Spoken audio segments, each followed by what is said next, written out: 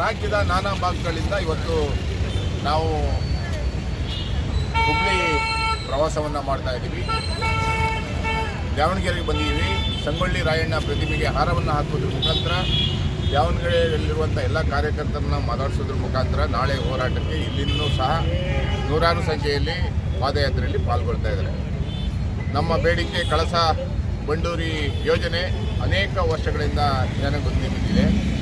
ಈ ಕೂಡಲೇ ರಾಜ್ಯ ಸರ್ಕಾರ ಮತ್ತು ಲೋಕಸಭಾ ಸದಸ್ಯರು ಮತ್ತು ಕೇಂದ್ರ ಸರ್ಕಾರ ಕರ್ನಾಟಕಕ್ಕೆ ಮಲತಾಯಿ ಧೋರಣೆಯನ್ನು ನೋಡಬಾರ್ದು. ಈ ಕೂಡಲೇ ನಮ್ಮ ಲೋಕಸಭಾ ಸದಸ್ಯರು ಮತ್ತು ರಾಜ್ಯ ಸರ್ಕಾರ ಸೂಕ್ತವಾದಂಥ ಸುಪ್ರೀಂ ಕೋರ್ಟಲ್ಲಿ ವಾದ ಮಂಡಿಸುವುದರ ಮುಖಾಂತರ ಕುಡಿಯುವ ನೀರಿನ ಯೋಜನೆಯನ್ನು ಜಾರಿಗೊಳಿಸಬೇಕನ್ನುವಂಥ ಒತ್ತಾಯವನ್ನು ಮಾಡ್ತಾ ಇದ್ದೀವಿ. ನಾವೆಲ್ಲರೂ ನಾಳೆ ಪ್ರಾಮಾಣಿಕವಾಗಿ ನರಗುಂದದಿಂದ ಹುತಾತ್ಮ ರೈತರಿಗೆ ಹಾರವನ್ನು ಹಾಕಿ ಅಲ್ಲಿಂದ ಗದಗ ಜಿಲ್ಲಾಧಿಕಾರಿಗಳ ಕಚೇರಿ ತನಕ ಪಾದಯಾತ್ರೆಯನ್ನು ಭಾರಿ ಪ್ರಾಮಾಣಿಕವಾಗಿ ಮಾಡ್ತಾ ಇದ್ದೀವಿ. ಇದೊಂದು ಪಾದಯಾತ್ರೆ ಐತಿಹಾಸಿಕವಾದಂಥ ಪಾದಯಾತ್ರೆ. ನಮ್ಮ ಪಾದಯಾತ್ರೆಗೂ ರಾಜಕೀಯ ಪಕ್ಷಗಳ ಪಾದಯಾತ್ರೆಗೂ ತುಂಬ ವ್ಯತ್ಯಾಸ ಇದೆ.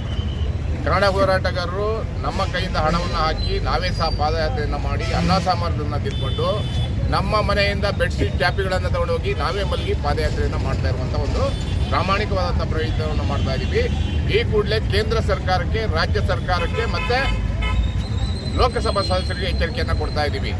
ಮಾನ್ಯ ಪ್ರಹ್ಲಾದ್ ಜೋಶಿ ಅವರು ಹೇಳಿದರು, ಕಾಮಗಾರಿ ಪ್ರಾರಂಭ ಆಗೋಯಿತು, ಎಲ್ಲ ಸುಪ್ರೀಂ ಕೋರ್ಟ್ ಅನುಮತಿ ಕೊಡ್ತು, ನಮಗೆ ಕುಡಿಯೋ ನೀರು ಬಂದೇ ಬಿಡ್ತು ಅಂತ ಹೇಳಿದರು. ಎಲ್ಲಿ ನೀರಿದೆ? 1000 ಕೋಟಿ ಮೀಸಲಿಟ್ಟಿದೆ ಅಂತ ಅನ್ನುವಂಥ ಮಾತು ಹೇಳಿದರು. ಅದೇ ರೀತಿ ಮೇಕೆದಾಟು ಯೋಜನೆ ಆಗಲೇಬೇಕಾಗಿದೆ. ಕಪ್ಪದ ಗುಡ್ಡ ಅರಣ್ಯ ಪ್ರದೇಶದಲ್ಲಿರುವಂಥ ವಿಶಿಷ್ಟವಾದಂಥ ಸಸ್ಯ ರಾಶಿಗಳನ್ನು ಉಳಿಸುವಂಥ ಕೆಲಸ ಮಾಡಬೇಕು. ಪ್ರಾಧಿಕಾರ ರಚನೆ ಮಾಡಬೇಕು. ಗಣಿಕಳ್ಳರು ಅದ್ರ ಮೇಲೆ ಕಣ್ಣು ಹಾಕಿದ್ದಾರೆ, ಅದನ್ನು ಉಳಿಸುವಂಥ ಕೆಲಸ ಮಾಡಬೇಕನ್ನುವಂಥ ಒತ್ತಾಯವನ್ನು ಕರ್ನಾಟಕ ರಕ್ಷಣಾ ವೇದಿಕೆ 2 ದಿನಗಳ ತನಕ ಪಾದಯಾತ್ರೆಯನ್ನು ಮಾಡಿ ಆ ಹೋರಾಟವನ್ನು ಯಶಸ್ವಿಗೊಳಿಸ್ತಾ ಇದ್ದೀವಿ. ರಾಜ್ಯದ ಮೂಲೆ ಮೂಲೆಯಿಂದ ಕಾರ್ಯಕರ್ತರು ಬರ್ತಾ ಇದ್ದಾರೆ. ನಮಸ್ಕಾರ.